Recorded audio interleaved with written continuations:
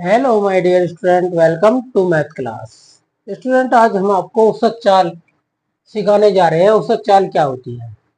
जब कोई व्यक्ति या वस्तु किसी अलग अलग दूरी को अलग अलग समय में और अलग अलग चाल से तय करता है तो उसकी कुल यात्रा को निकालने के लिए औसत चाल निकालते हैं। औसत चाल निकालने का फॉर्मूला ये है, औसत चाल इज इक्वल टू कुल दूरी अपॉन कुल समय। ठीक है जी। जब कोई एक दूसरा फॉर्मूला भी है, जब कोई व्यक्ति वस्तु एक ही दूरी को अलग अलग समय में अलग अलग चाल से तय करता है तो उसे इस फॉर्मूले से निकालते हैं। देखो, इसमें तो अलग अलग दूरी है और इसमें फर्क इतना ही है, इसमें एक ही दूरी है, सिर्फ एक दूरी को ही वो अलग अलग चाल अलग अलग समय से निकाल लेगा, तो इसका फॉर्मूला अलग होगा, इसका अलग होगा। ठीक है जी। तो एक क्वेश्चन देखते हैं। तो इसकी औसत चाल क्या होगी? अगर एक ही दूरी है तो 2ab upon a plus B, इस फॉर्मूले का प्रयोग करेंगे।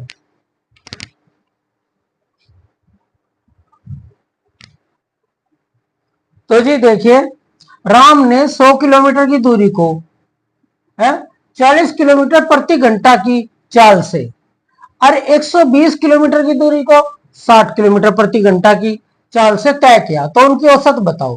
देखो, यहाँ दूरी भी अलग अलग है, समय भी अलग अलग है और जी चाल भी अलग अलग है, सब अलग अलग है। तो ये पहले वाला फॉर्मूला लगेगा, कुल दूरी अपॉन कुल समय। तो स्टूडेंट, इसमें आपको समय नहीं पता, इसमें समय नहीं दे रखा, तो आपको पहले समय निकाल लेना, टाइम निकालना। तो time is equal to distance upon speed, यानी कि समय इज इक्वल टू दूरी अपॉन चाल। तो पहले कितनी है? 100 है और जी 40 किलोमीटर जा रहा, तो हम इसे डिवाइड कर देंगे फॉर्मूले के अनुसार, तो 2.5 आएगा। देखो, हमने डिवाइड कर रखा है, 100 को 40 से डिवाइड कर दिया तो 2.5 किलोमीटर आएगा। अब 120 है, 120 कितने में जा रहा है? 60 में। तो इसी फॉर्मूले का प्रयोग करके हम 120 को 60 से डिवाइड कर देंगे तो 2 आवर आएगा। तो हमें दोनों के समय मिल गए। अब तो हम औसत चाल का फॉर्मूला लगा लेंगे, ये वाला ऊपर वाला। औसत चाल इज इक्वल टू कुल दूरी अपॉन कुल समय। तो कुल दूरी कितनी है हमारी? 100 है और 120 है, और कुल समय कितना है हमारा? 2.5 प्लस 2, यही है ना भाई। इन दोनों को जोड़ेंगे तभी तो टोटल आएगा ना इसका। तो हमने इन्हें ऐड कर दिया तो 220 आ गया, और इन्हें भी दोनों को ऐड कर दिया, 4.5 आवर आ गया। अब हम किसी भी संख्या को पॉइंट से डिवाइड नहीं कर सकते, तो पॉइंट से डिवाइड करने के लिए क्या करेंगे? इस पॉइंट को हटाएंगे, इसे हटाने के लिए 10 से ऊपर नीचे मल्टीप्लाई कर देंगे। तो पहले तो यह संख्या लिखो, 1 जीरो से कर रहे तो 1 जीरो इनका आगे लगा दो, तो यहाँ क्या आएगा? 2200 और यहाँ 45 होगा। तो 2200 को हम 45 से डिवाइड कर रहे, तो 45 से डिवाइड करने के बाद 48.88 आता हुआ चला जाओगा।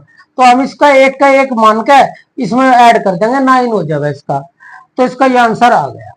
ओके स्टूडेंट, तो कुल दूरी और कुल समय इस तरह आप निकाल सकते हैं।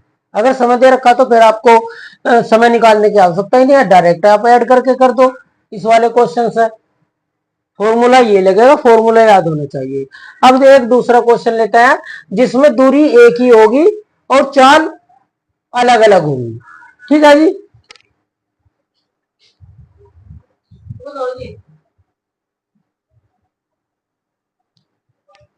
देखो, राम अपने घर से स्कूल 7 किलोमीटर प्रति घंटा की चाल से जाता है और वापस 3 किलोमीटर प्रति घंटा की चाल से आता है, तो उसकी यात्रा की औसत चाल बताइए। देखिए, दूरी इसमें एक ही रही, घर से स्कूल की दूरी कभी नहीं बदलती, उतनी रहेगी। तो दूरी एक है तो चाल बदली उसकी, है पहले 7 थी फिर 3 थी।